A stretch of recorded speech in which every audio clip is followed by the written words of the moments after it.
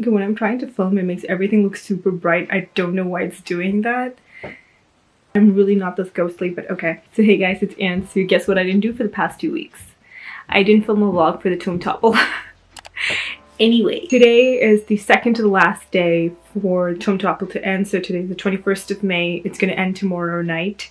And I thought I would just give you a quick update on where I'm at reading right now. I did finish reading like 4 books. 2 tomes and 2 not so much tomes, but I did read it anyway. So thought I would talk about those books to you guys. The first one was this big chunker right here, The Hero of Ages by Brandon Sanderson. This is the last book in the Mistborn trilogy. I gave this a 4.5 stars out of 5. I thought this was like insanely long. It didn't necessarily need to be that long, and it was just, I felt like it was dragging too much, and it did need to do that. Just a personal opinion. There's another reason too. I'll just get into it after giving you the description of the book quickly. So we follow around Win, who is this kind of a low-life girl whose brother has been admonishing her entire life, trying to get her to, you know, be more aware of her surroundings and don't trust anyone whatsoever, no matter what happens. It doesn't matter if you're married to them, it doesn't matter if they're your siblings, it doesn't matter if they're your parents, like, do not trust anybody. That was the whole motto of this brother figure. And one day, Win ends up meeting this character called Kelsier, who teaches her to hone her abilities. So Win had abilities in the sense that she could control other people's emotions, and it helps her in negotiating for her boss's clients. And yeah, so she has this ability already, and once she meets Kelsier, she gets to understand that that's not just one thing, and she definitely can do a lot more than that. She's an allomancer. It is part of this book, right? I only had this feeling like allomancy is not part of this book, and I'm totally thinking about something else, but yeah, I think it's called allomancy, right? Let me just, yeah, okay, it is allomancy.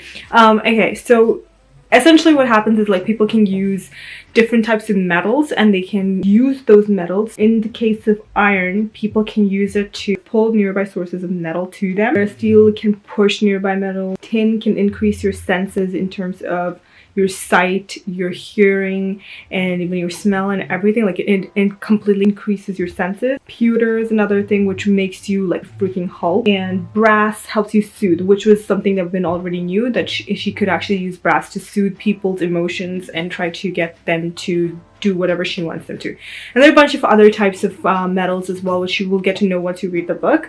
And Win quickly learns that she can control a lot of these metals, which is very almost unpopular. Not a lot of people can do that.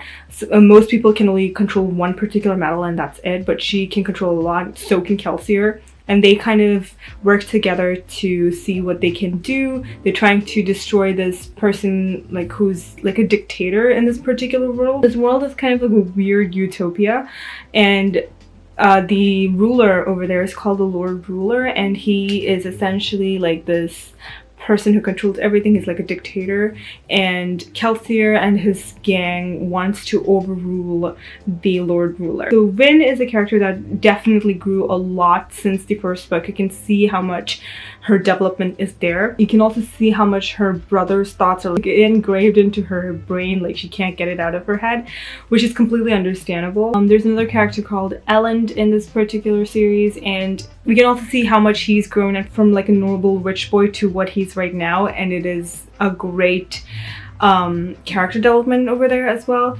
Sazed is another character in here, which he is going through some grief, and it's a little too much. Which is understandable. Like, grief can really destroy you as a person, and I understand that, but the way that it's done is actually really well, but I find it really annoying. But yeah, that's probably why. Like, it's also super long. That's probably why I gave it a 4.5 stars, but I did enjoy it. It was a good conclusion to the book, and did not see a lot of these things coming, so I was really surprised and actually really enjoyed the book. For many, many months, I had this particular book on my TBR, and I finally got to it. All the Lights We Cannot See by Anthony Doerr. This one is a historical fiction. We are in Paris following our Marie Laure, who is a blind girl in her teens. The majority of the book, she is a kid to a teenager. Somewhere along the way, we see Marie Laure has lost her eyesight and she's living with her father.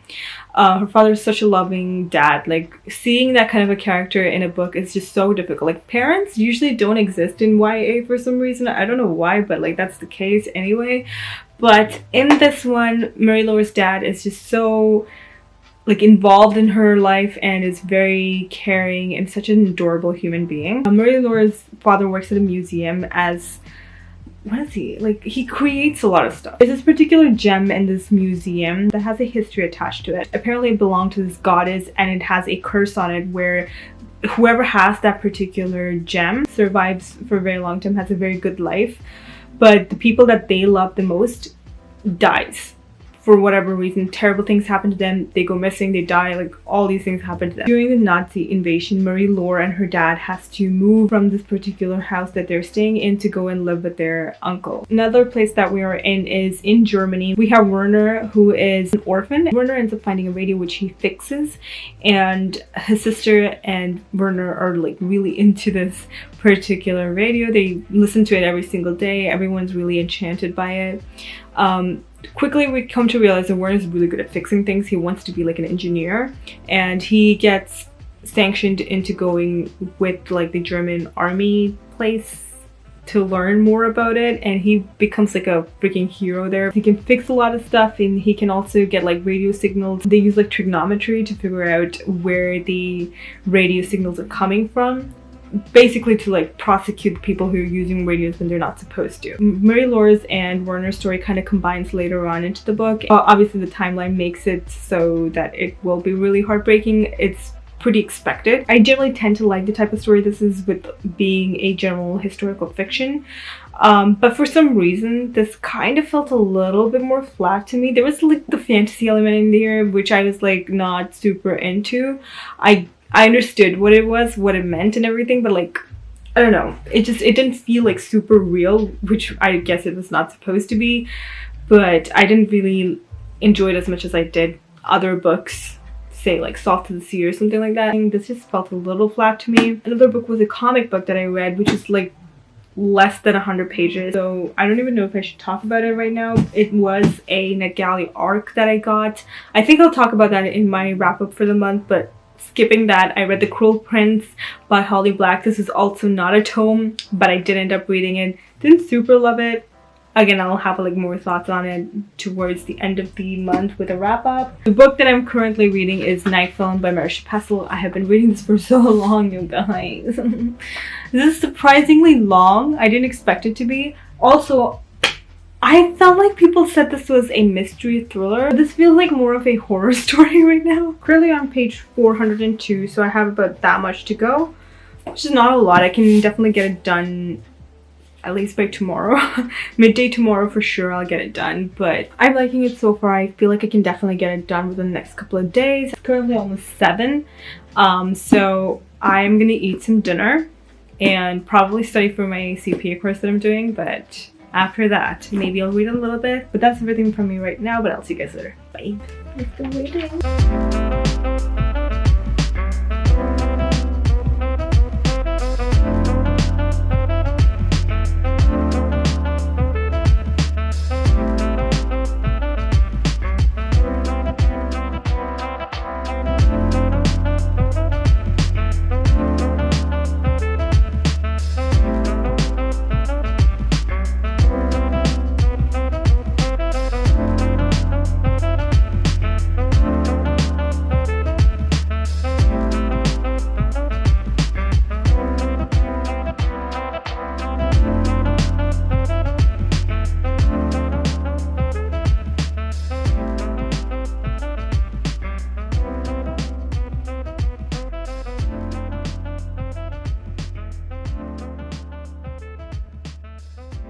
Good morning. Hello. It's currently 3:30 on Friday the 22nd. I have been reading more of Night Film by Marisha Pessl. It's been out for a really long time and I always thought that it was a thriller mystery, but right now I'm extremely shocked. It is mostly just horror. and I don't know what to do with it. So right about this point, nothing makes sense to me anymore, so I'm a little bit lost. I do have a little bit of a break for some time, but I'm still listening to the audiobook for Nightfall, and also when I'm on my break I'm reading it physically as well. I'm at page 475 right now, and I don't know how I feel about it. It's not going that great. Okay, it's currently Saturday, May the 23rd, and I thought I would finish this vlog by closing it off by saying I finished Nightfall by Marisha Pessl, and I was a little underwhelmed. Let me grab it quickly. Right here. It was fine. It was just, I did not expect to have a horror story involved in here. I just expected there to be a mystery thriller, and that's pretty much it. I wanted it to be more of a solve the suicide or murder of Ashley Cordova. That's what I expected and that's what I wanted. But there was like some weird cult thing going on. There was a weird horror thing that happened in between, and I was just so confused and honestly didn't really love the way that it was going. So I don't know, I felt like it was a little underwhelming. I know a lot of people really love this book, and I understand the hype. Like, I really was into the story. I wanted to know what was happening. I wanted to know what happened to Ashley. I started caring about Scott McGrath, our journalist. I really cared about him. But by the end of the day, will this be like the best book that I've ever read? Probably not. It's not the best mystery that I've ever read either. There was just a lot of stuff that was going on, and it just became almost too weird, too much, really quickly, and I don't know, I didn't really stand by it as much as I wanted to. So that's just my take on it. I know a lot of people really like it, so maybe try to read it. It's a fun book. Like I said, it is about Scott McGrath, a journalist who's trying to get his life back into control by looking into the death of Ashley Cordova, who is the daughter of this really famous director who is good at directing horror movies.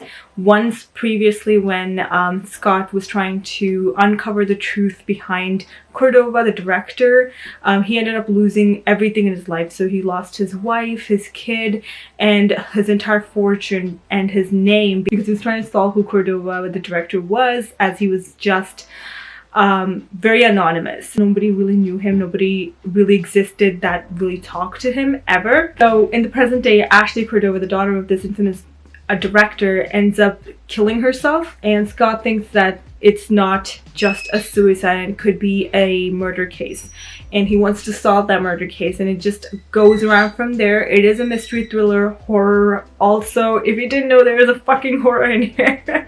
Again, like I said, not a huge fan of that, unfortunately, but it was a good book overall, and I gave it a 3.5 stars out of 5. So that is it for me. I filmed a couple of videos already. That's why I'm wearing makeup and look like a human.